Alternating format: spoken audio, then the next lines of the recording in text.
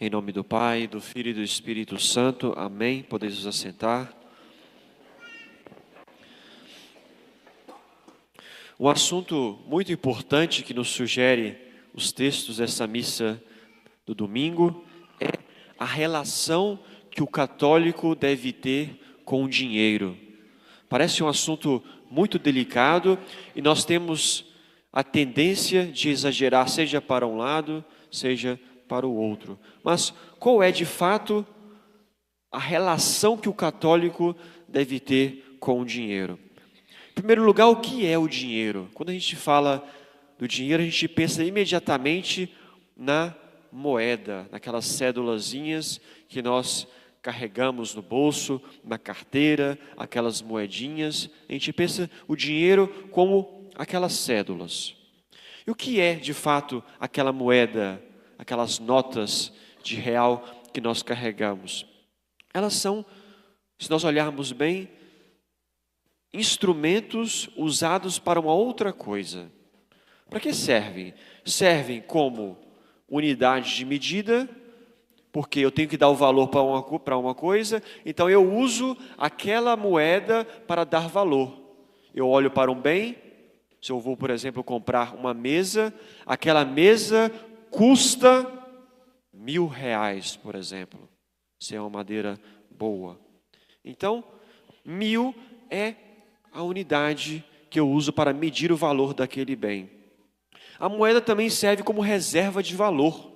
Ou seja, eu trabalho, produzo, ganho aquele dinheiro, e aí eu quero conservar aquele trabalho que eu fiz. Então aquela moeda serve como reserva de valor para conservar aquilo que eu já fiz e que eu já vendi e eu guardo ali comigo. E também, obviamente, é usado como meio de troca. Hoje em dia, a gente quando vai comprar alguma coisa, não é que a gente leva o nosso fruto e vamos trocar com a pessoa. Eu dou aquilo que eu produzi e você me dá aquilo que eu quero comprar. Porque seria muito difícil se nós fizéssemos assim, não é?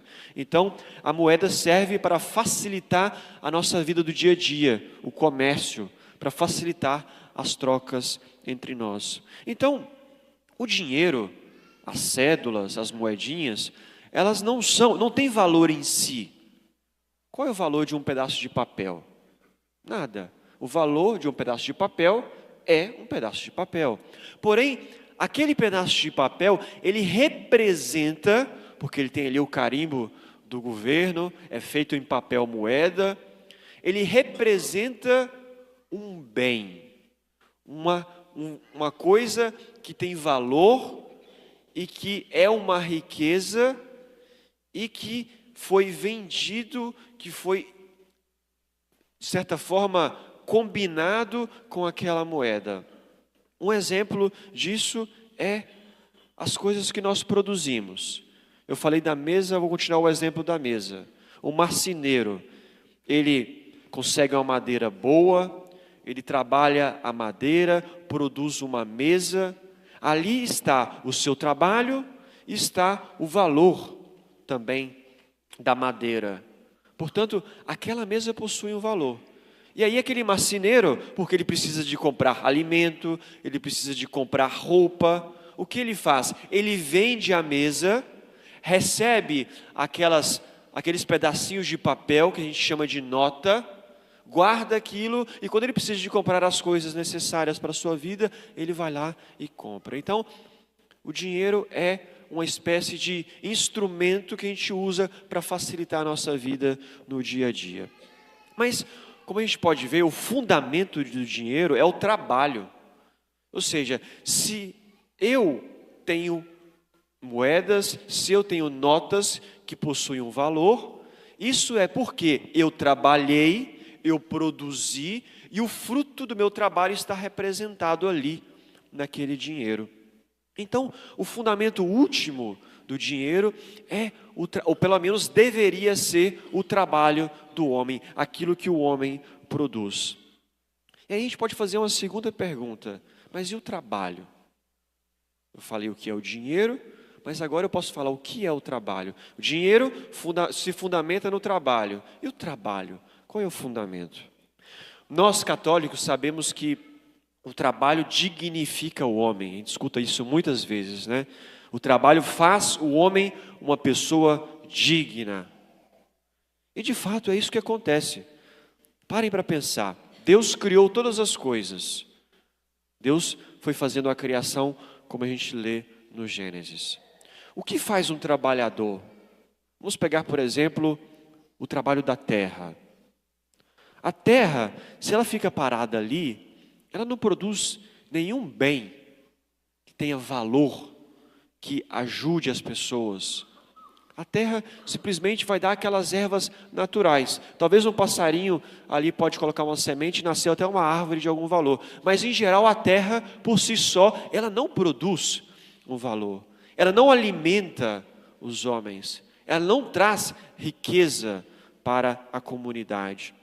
O que traz valor, o que traz alimento? É o homem quando ele, fazendo aquilo que Deus faz, que é participar da criação, ele cuida daquela terra, ele prepara o solo, ele separa a semente, planta a semente, cuida daquela pequena árvore, ele coloca água, coloca adubo, assim a árvore cresce e produz fruto, e agora sim, o fruto daquela árvore é algo de valor, é algo que pode alimentar aquele trabalhador e também alimentar as outras pessoas, a sua família e também a comunidade. Portanto, o homem, quando trabalha, ele produz, ele cria. Assim como Deus criou no Gênesis, o homem também, quando trabalha, ele participa da criação divina. É por isso que o trabalho não é algo ruim, não é algo que deteriora o homem. Pelo contrário, dignifica o homem. Dignifica porque o homem participa da criação divina e provê para si e para os seus familiares e para a comunidade onde ele vive aquelas coisas necessárias para uma vida humana digna. Por isso o trabalho é algo precioso. Então, a gente pode responder a pergunta: o dinheiro é um mal em si, olhando só para o dinheiro? Não. Por quê? Porque o dinheiro representa o trabalho, e o trabalho é uma coisa boa. Portanto, o dinheiro como representante do trabalho, ele é uma coisa boa. Aí a gente pode se responder uma segunda pergunta: o católico pode ser rico? Ele pode ter muito dinheiro? Se o dinheiro é fruto do trabalho, se é fruto do esforço, se é fruto da dedicação daquela pessoa, sim, não há pecado nisso. Por quê? Porque não há pecado num trabalho digno e honesto. Portanto, se o dinheiro é fruto do trabalho honesto e digno, o dinheiro também é honesto e digno. O problema é que as coisas não são tão simples assim. Quem dera se a nossa vida fosse assim, cada um fizesse seu trabalho, cada um com as suas qualidades, com os seus predicados, produzisse, e assim a sociedade vivesse em paz e tranquilidade. Porém, existe uma coisa chamada pecado original na nossa história.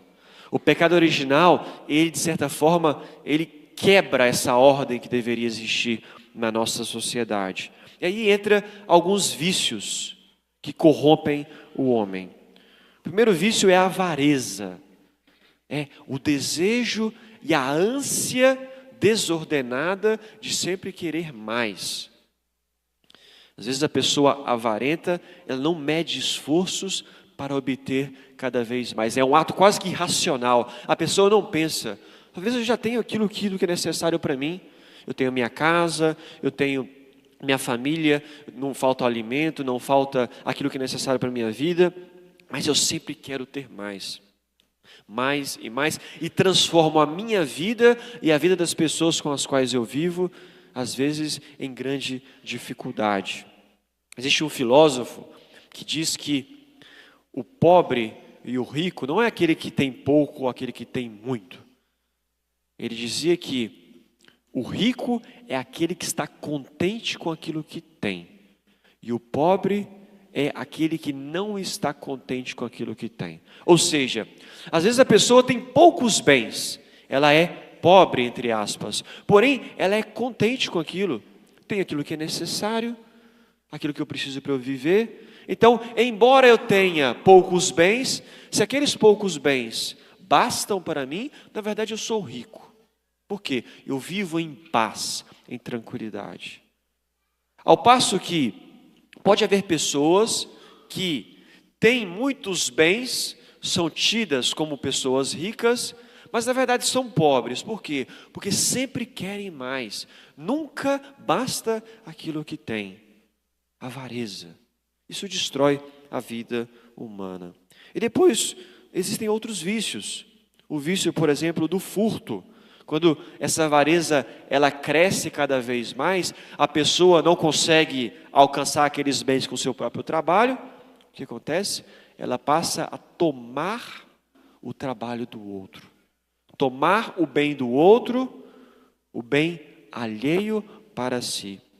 Aí nasce o furto, que é um pecado muito grave, dependendo do tipo de furto.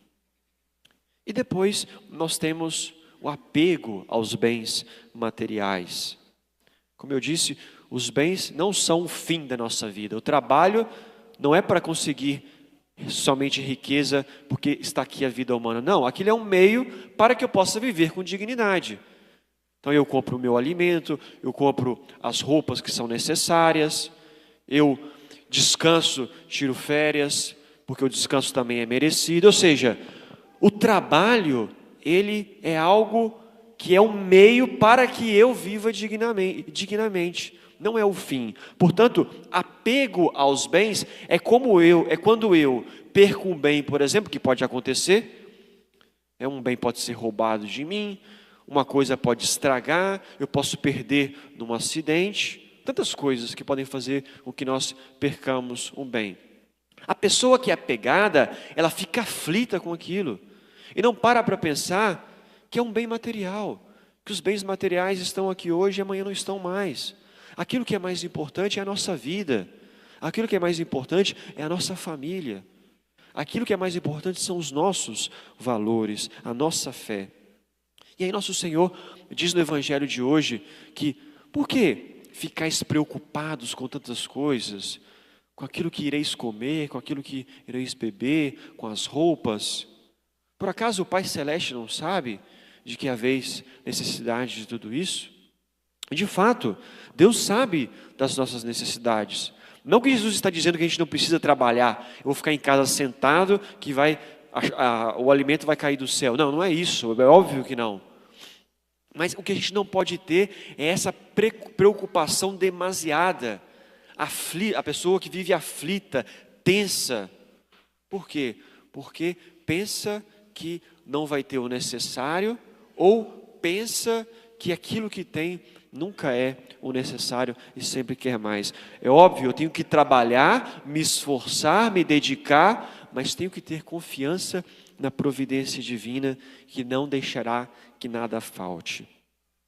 Então, essa é a relação que nós católicos temos que ter com o dinheiro e, em suma, com o trabalho. Ou seja, o trabalho dignifica a minha vida, me santifica. O trabalho provê aquilo que é necessário para mim, mas sem apego aos bens materiais. Sem aquela avareza, aquele desejo de sempre enriquecer, enriquecer, enriquecer. Mas por que motivo eu quero enriquecer? Eu quero enriquecer porque eu quero ajudar as pessoas, ou eu quero enriquecer porque eu tenho fome dos bens, eu tenho fome de dinheiro. Então, nós temos que tomar muito cuidado e vigiar os nossos movimentos internos, vigiar os nossos desejos. Aí nós peçamos a Deus essa graça nesse domingo. Senhor, dê-me um trabalho digno, dê-me a graça de trabalhar com firmeza, com aplicação e prover os bens da minha família.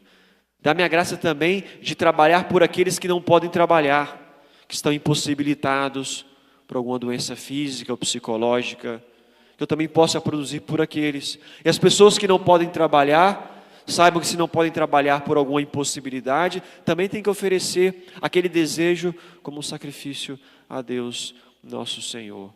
E que nosso Senhor santifique o trabalho das nossas famílias, o trabalho que é feito externamente, também o trabalho que é feito dentro de casa, e que assim nós aprendamos a tornar digno e sagrado algo que é tão necessário para a nossa vida. Nós também estamos no mês de agosto, mês das vocações. É por isso que eu estou aqui com alguns seminaristas para nós aproveitarmos este domingo e falar um pouquinho também sobre as vocações. Mês de agosto é o mês da festa de São João Maria Vianney, nosso padroeiro. E nós, se devemos rezar sempre pelas vocações, no mês de agosto temos que rezar ainda um pouquinho mais. Precisamos cuidar um pouquinho mais das vocações. E a vocação, ela é um dom de Deus. É Deus que dá a vocação para os nossos jovens. Porém, é muito importante que as famílias rezem pelas vocações. Que a paróquia reze pelas vocações. Eu sei que aqui na paróquia, graças a Deus, vocês fazem horas santas pelas vocações, rezam bastante, incentivam os jovens a irem ao seminário, a conhecer, incentivam no dia a dia. O grupo grande de coroinhas, nós sabemos que o grupo dos coroinhas é um grande incentivo às vocações. Eu peço à paróquia que continue a fazer esses trabalhos, que continue se esforçando pelas vocações, para que venham novos e santos padres para a igreja. Os padres vão ficando velhos, né? Os padres vão envelhecendo. Aqueles que eram novos no início vão ficando nem tão novos assim. Aqueles que eram mais velhos vão chegando um pouquinho em uma certa idade que eles precisam de fato de trabalhar menos. O corpo já não aguenta mais, já não responde mais. Então, a gente sempre precisa de mais vocações. Nunca é suficiente. Às vezes as pessoas falam assim, mas vai ordenar tantos padres. Não basta? Não, não basta. Por quê? Porque os padres vão também envelhecendo. E também não basta por quê? Porque quanto mais padre, mais trabalho. Não é que o trabalho que a gente tem é só o que tem.